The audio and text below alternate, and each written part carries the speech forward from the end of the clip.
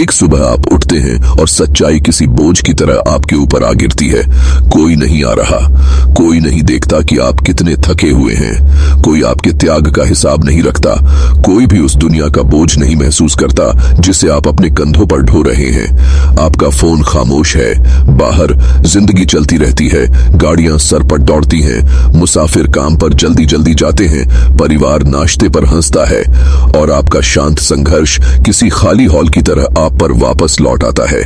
वह पल एक तरह की खामोश मौत जैसा लग सकता है, अदृश्य और बिना शोक के। एक आदमी के लिए यह पहचान अक्सर सबसे गहरा घाव देती है। फिर भी उस दरार के अंदर एक विरोधाभास छिपा है। वही पल जो आपको तोड़ता हुआ लगता है, वही पल आपको फिर से गढ़ सकता है। जब आप आखिरकार यह दिखावा करना बंद कर देते हैं कि दुनिया आपका ध्यान या परवाह करने की ऋणी है, तो आप एक ऐसी आजादी में कदम रखते हैं जो ज्यादातर लोग कभी नहीं पाते। सच्चाई कड़वी जरूर है, लेकिन मुक्तिदायक भी। लोग अपने ही अस्तित्व में खोए रहते हैं, डर, शंकाओं और जख्मों में दबे रहते हैं। वे आपका बोझ नहीं उठाएंगे, इसलिए आप बैठे रहते हैं, किसी के आने का इंतजार करते हैं और कोई नहीं आता। यही मोड़ है, तभी आप इंतजार करना बंद कर देते हैं और खुद को संभालना शुरू करते हैं। मार्कस ऑरेलियस, एक ऐसे व्यक्ति जिसने एक साम्राज्य का भार उठाया, ने खुद को याद दिलाया, एक अच्छे आदमी को कैसा होना चाहिए। इस पर बहस करने में समय बर्बाद करना बंद करो, एक अच्छा आदमी बनो। ध्यान दें कि उन्होंने क्या नहीं जोड़ा। पहचान का इंतजार मत करो, वाहवाही की तलाश मत करो।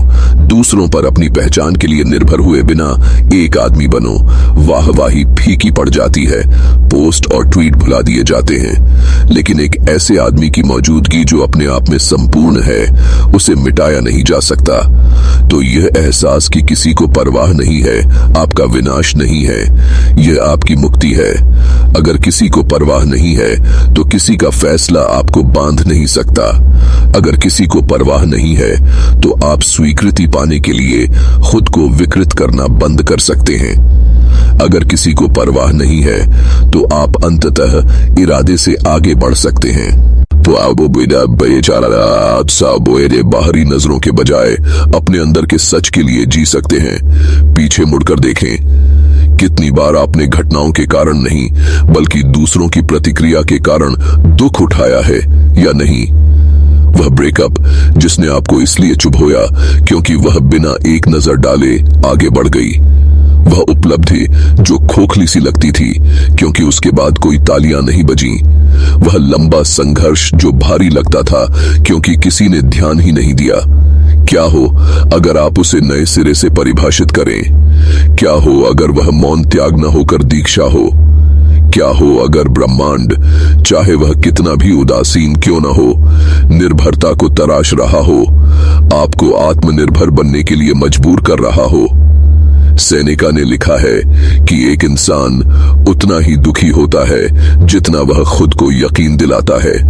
बात समझिए, दुनिया आपको दुखी नहीं बनाती, बल्कि वह कहानी है जो आप दुनिया के बारे में गढ़ते हैं। मौन को त्याग समझिए और आप बिखर जाएंगे, इसे दीक्षा समझिए और आप ऊपर उठेंगे।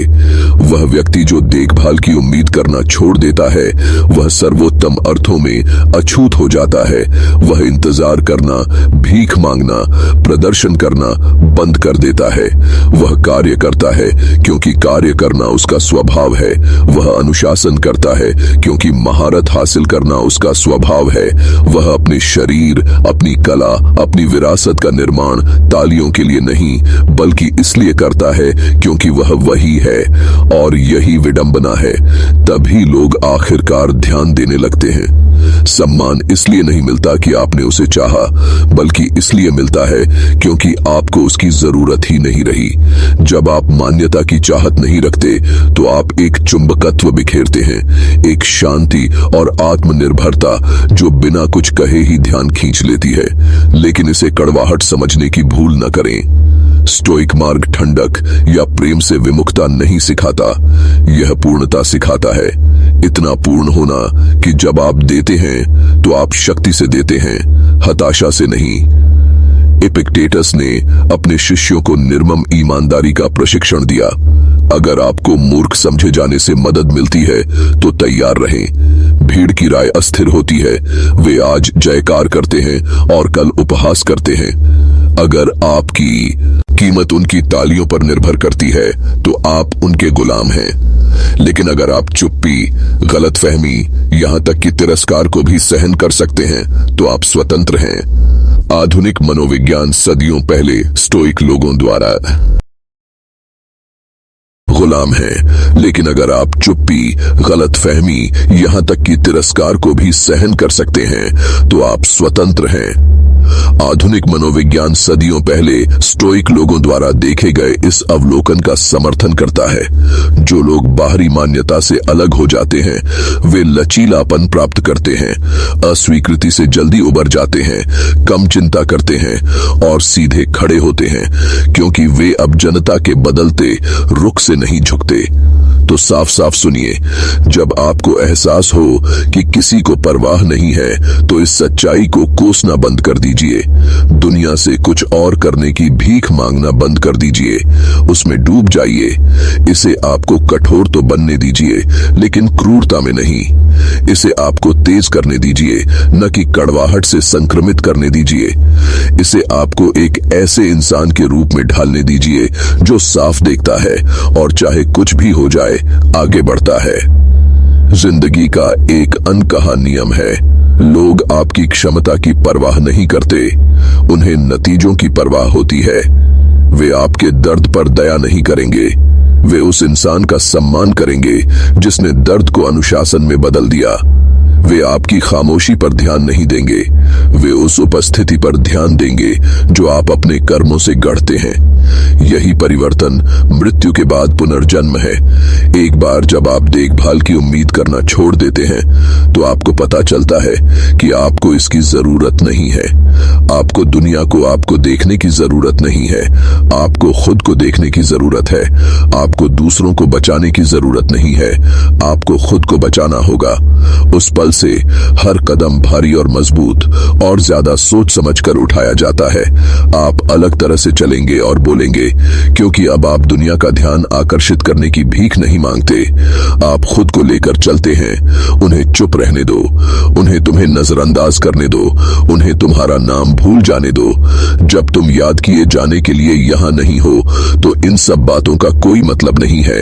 अपनी ताकत के लिए यह समझें कि जब कोई आपकी परवाह नहीं करता तो आप अछूत हो जाते हैं। इसलिए नहीं कि आप ठंडे पड़ गए हैं, बल्कि इसलिए कि आप संपूर्ण हैं। यह आंतरिक किला ही सच्चे पुरुषोचित आत्मानुशासन की शुरुआत है।